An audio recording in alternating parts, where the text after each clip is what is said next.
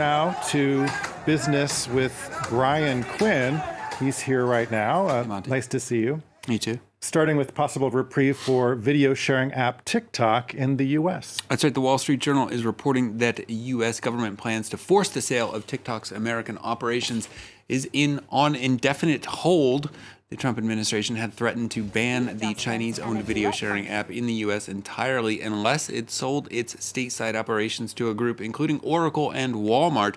The new Biden administration, though, is undertaking a broad review of Trump's policies aimed at confronting potential data security risks from Chinese firms. The forced sale has also hit snags in U.S. courts.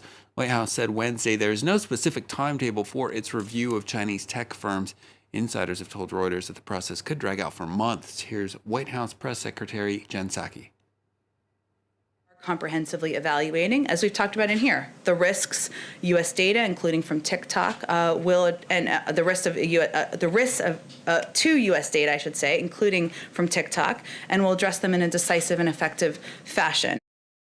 Time for a check on the markets now. Wall Street recovering some of the day's losses at the close as investors took in Federal Reserve Chief Jay Powell's latest remarks. America's top central banker says the U.S. is, quote, very far from a strong labor market and that fiscal policy will be key to turning it around.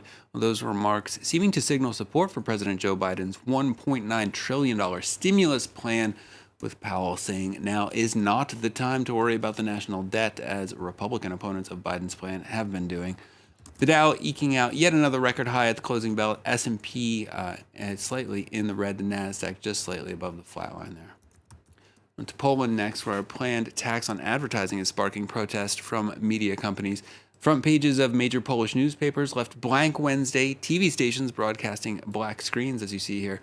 Media outlets say the government's plan to collect anywhere from 2 to 15% of advertising revenues is aimed at muzzling criticism of the ruling Law and Justice Party.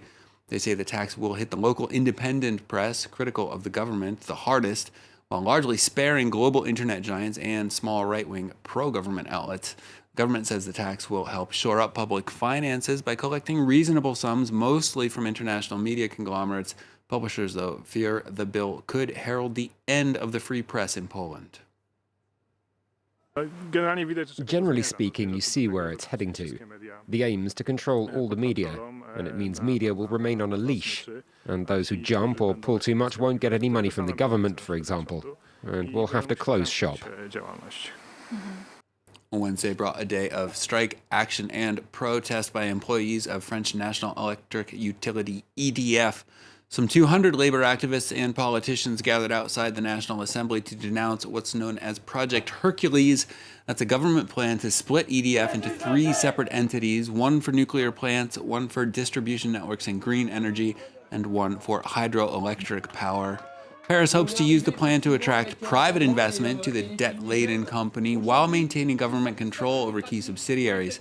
The plan has already run into trouble with the EU, which wants an even stricter split and more privatization to ensure fair competition across the bloc. Unions, though, say privatizing the public utility will make a bad situation even worse. For 10 years, 13 million French people have been in energy poverty, meaning they're unable to pay their bills. Since 2004, the price of natural gas has gone up 80% and the cost of electricity has gone up 40%. When a private company gets into the business of selling electricity, it's not coming to deliver energy, it's coming to make money. Ongoing saga there with EDF. Monty, we'll see what happens. Okay, thanks a lot, Brian, with business.